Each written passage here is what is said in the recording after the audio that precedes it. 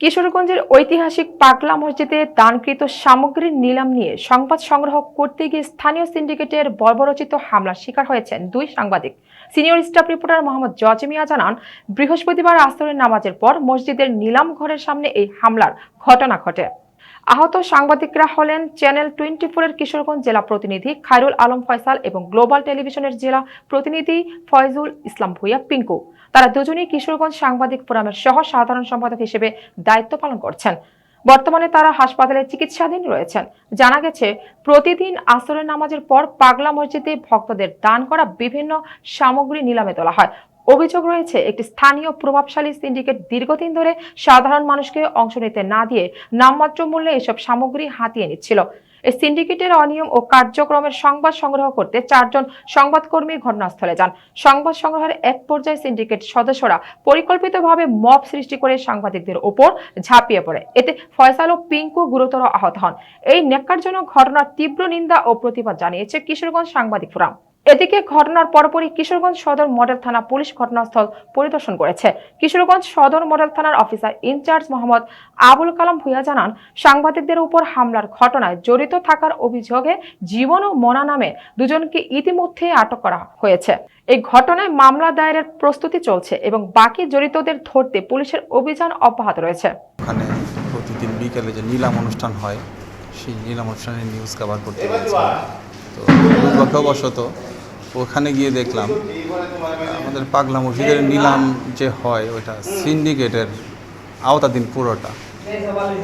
ওখানে কিছু সাধারণ জনতা ক্ষোভ প্রকাশ করতেছিল যে ওদের কারণে আমরা নিতে পারতেছি না। তো এক পর্যায়ে চিন্তা করে দেখলাম যে আমিই দেখি কিছু করা যায় কিনা।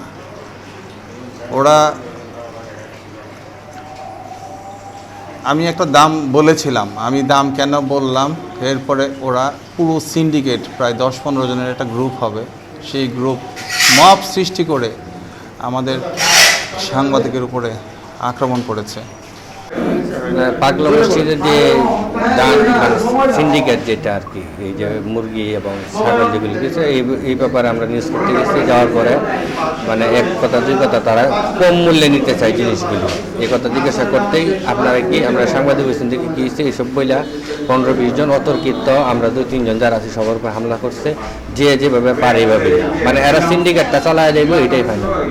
সিন্ডিকেটের ব্যবসা করবো, আর অন্য কেউ যদি এরকম কোনো কিছু বলে তাহলে তাদের উপর হামলা করে। আজকে আমরা সাংবাদিক যারা তারা ওই হামলার শিকার হয়েছে। ইফতারের ঠিক 10 মিনিট আগে সংবাদ পাই যে পাগলা মসজিদের সান্ধ্যকালীন নিলামকে কেন্দ্র করে সাংবাদিকদের সাথে কিছু স্থানীয় দালালদের অপ্রীতিকর ঘটনার সম্মুখীন মারপিট হয়।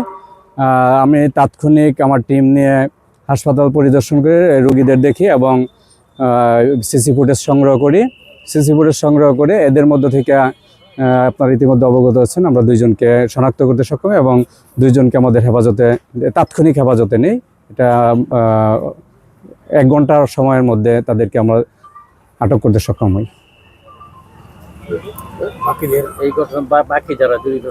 বাকিদেরও আমরা